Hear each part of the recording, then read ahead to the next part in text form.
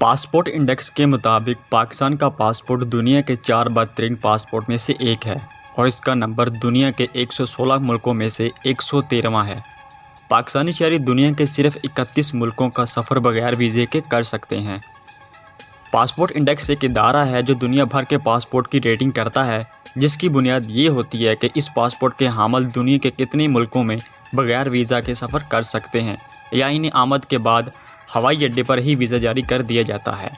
साल 2021 की 34 हमाही के लिए जारी होने वाले इस अदारे की फहरिस्त के मुताबिक जापान और सिंगापुर के पासपोर्ट मुश्तरका तौर पर दुनिया में ताकतवर तरीन है।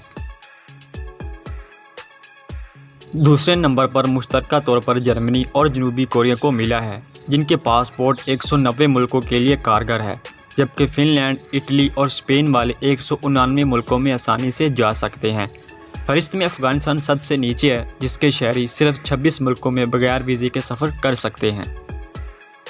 आप ये सोच रहे होंगे कि वो कौन से 31 ममालिक हैं जो बगैर वीज़ा पाकिस्तानियों को आने की इजाज़त देते हैं, तो वो फहरिस्त आपके सामने मौजूद है। इसके मुताबिक पाकिस्तानी शहरी Cook Island, Dominica, Haiti, Gambia, Micronesia, Trinidad and Tobago, Montserrat, new Saint Vincent और वानुतु का सफ़र बगैर वीज़ा के कर सकते हैं।